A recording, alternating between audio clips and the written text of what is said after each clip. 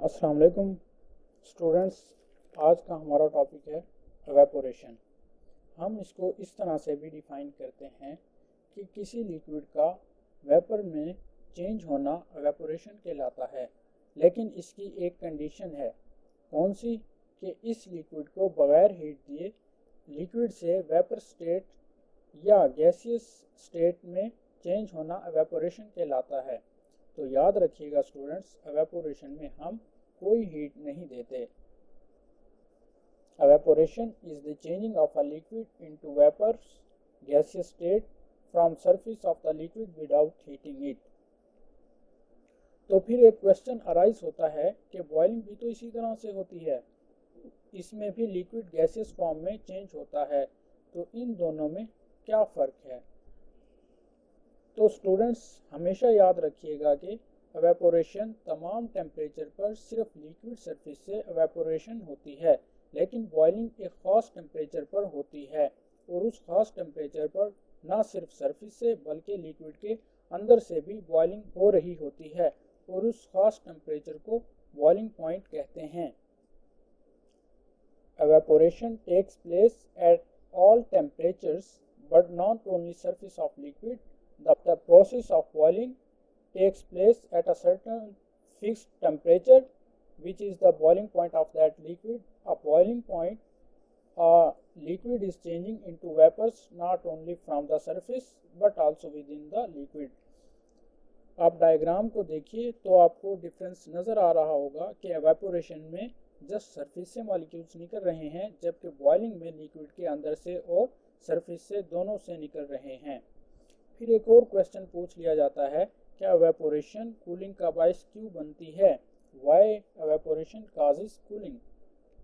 तो स्टूडेंट्स उसकी एक रीज़न है कि एवेपोरेशन में फास्ट मूविंग पार्टिकल्स लिक्विड की सरफेस से निकल जाते हैं, जो कि इसकी डेफिनेशन भी है। तो बाकी रह जाने वाले मॉलिक्यूल्स की काइनेटिक एनर्जी लो हो जाती है। फिर इस लिक्विड की एवरेज काइनेटिक एनर्जी भी लो हो जाती है, जो कि टेम्परेचर को भी कम कर देता है। टेम्परेचर कम हो तो हम उसको कहते हैं कि ये ऑब्जेक्ट कूल हो रहा है। तो टेम्परेचर एवरेज काइनेटिक एनर्जी पर डिपेंड करता है। नेक्स्ट है कि एवेपोरेशन किस पर डिपेंड करता है, वो कौन कौन से फैक्टर्स हैं? तो स्टूडेंट्स एवेपोरेशन 4 फैक्टर्स पर डिपेंड करता है। First temperature, second surface area, third wind and fourth nature of liquid. हम इनको वन बाय वन डिस्कस करते हैं। टेम्परेचर, जितना ज़्यादा टेम्परेचर होगा उसका मतलब उतने ज़्यादा मॉलिक्यूल सरफेस से आउट होंगे, उतनी ही फास्ट एवेपोरेशन होगी, यानी higher temperature higher will be the evaporation. गर्मियों में कपड़े जल्दी ड्राई हो जाते हैं, जबकि सर्दियों में टेम्परेचर कम होने की वजह से देर से ड्राई होते हैं। नेक्स्ट है सरफेस एरिया। जितना ज़्यादा सरफेस एरिया होगा उतने ज़्यादा मॉलिक्यूल्स का सरफेस से आउट होने के चांसेस होंगे। इसी वजह से वाटर लार्ज एरिया में जल्द एवेपोरेट हो जाता है। Larger is the surface area of liquid, greater number of molecules have the chance to escape from its surface. That's why water evaporates faster when separate over large area. Third है wind यानी हवा। अगर किसी liquid पर हवा गुजर रही है तो हवा लिक्विड की सरफेस से मॉलिक्यूल्स को जल्द निकालती है, जिसकी वजह से एवेपोरेशन फास्ट होती है। Wind blowing over the surface of a liquid sweeps away the liquid molecules that have just escaped out. This increases the chance for more liquid molecules to escape out.